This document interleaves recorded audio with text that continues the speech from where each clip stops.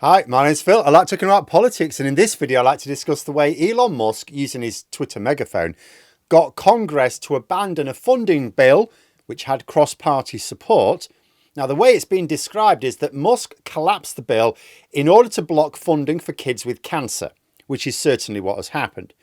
But I think his prime motivation is more likely to have been flexing the muscles he intends to use to play Donald Trump, because he absolutely did play him this week. But first, for daily political commentary, please hit the subscribe button so you don't miss out. So, what's just happened in America? Congress was passing a finance bill in order to keep the government running until the spring. Standard stopgap as a new president is getting ready to take over. Now, yes, we see you sometimes get wrangling over these bills and the government ends up shutting down for a few days or even weeks while a compromise is sought amongst the various children who are putting their own interests ahead of the country's. But this was not one of those occasions. This bill was going to pass. Until, that is, Elon Musk got involved. He attacked the bill on Twitter, amplifying disinformation, as usual. Eventually, he gained so much momentum that Donald Trump felt that things were getting away from him and he could no longer be a bystander. So he expressed opposition to the bill, at which point it collapsed in Congress. And another version, minus about $200 million for child cancer, is being prepared. Now, I don't think Musk really cares whether America works on better treatment for children with cancer or not, or any of the other features of the bill. It would make more sense if there was something in it which challenged his commercial or political interests, but I've not really seen reports of anything obvious. So let me tell you what I see here. I see a man who is not elected to any position in government telling the United States main legislative body what to do, and then that legislative body, who should be telling him to sit down and shut up because you're not elected, we are, went along with what he said because Trump, who has also just been elected to high office, was so weak that he felt he had to go along with the move that he had shown no interest in opposing beforehand. It's already apparent that Musk is infantile, has very thin skin. Look at the way he seems to be developing a personal vendetta against Keir Starmer, for example. And why? Starmer hasn't attacked him or threatened his business interests. It's for no other reason than Starmer simply ignored him. Space Karen's ego can't take it. So you have this emotionally backwards man, the richest person in the world, who owns a huge social media platform and is using it to amplify his talking points and suppress counter views, and has now just browbeaten the next American president and Congress into blocking a finance bill that they were all fine with. That's what's just happened in America. It's quite funny because people talk of Trump wanting to bring in oligarchy to America. And it's easy to look at the United States and see, well, the billionaires already seem to hold massive sway over policy, as they do to an extent in the UK. Is that not like already oligarchy? But this is oligarchy in a literal sense. Musk has forced elected members of Congress and the next elected president to adopt his policy. And he will be reveling in it.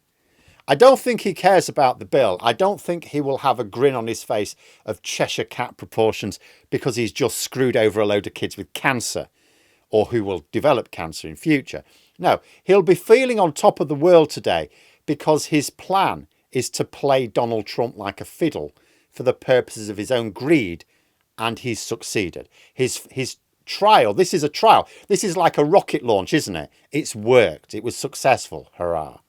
He's told both the incoming president and members of Congress to take the hit to their reputation of abandoning kids with cancer, which is like one of the most insane things you can do in politics. Oh yeah, let's deprive things from kids with cancer. Yeah, that's always a good look. And they have agreed to do it. That's power, that is. And consider what Musk used this power for in this instance. Wasn't to get something he wants. What did he get that he wants? Nothing. It was a trial. This move didn't help him acquire more wealth. It just creates chaos in government from which he is shielded. It's the classic case of wanting to watch the world burn, isn't it? And although he will want to exercise this power in future to enrich himself, not just spread chaos, it's clear he revels in that chaos, as long as it doesn't hurt him. What may be interesting is to see how this plays out if it gets a bit too big for his boots. See, Musk is already resented by some who are close to Trump. Now, it occurs to me, we've got a quite similar setup here to the relationship Dominic Cummings had with Boris Johnson in some ways.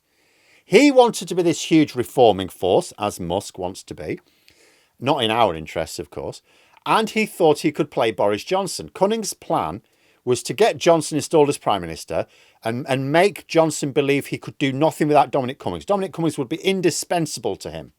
So then he would be the power behind the throne. Dominic Cummings would be the real head of government while his puppet did all the tedious political stuff and took all the accolades. And initially, Johnson did give Cummings all the power he asked for. But there were those close to Johnson who resented him, including Johnson's now wife, at the time, Carrie Symonds. So a power struggle ensued. Cummings was last seen walking out of Downing Street with a cardboard box in his hands, having lost that power struggle. Cummings is almost never talked about now. And I wonder if the same thing would happen to Musk. I mean, he'll still be insanely wealthy, presumably still in control of Twitter, so he won't disappear without trace.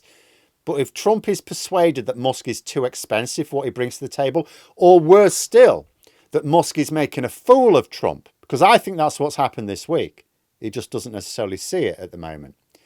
Especially if Musk's suggested policy goes tits up and Trump needs someone to blame for them. And they will go tits up. And this could end up in fireworks. But for now, Musk will feel he's in control. He took some furious tweeting and turned it into telling two branches of the American government to do what he says, and they did it. That's not a good omen, America, is it? That is not a good omen. And you can expect more of this in the months to come.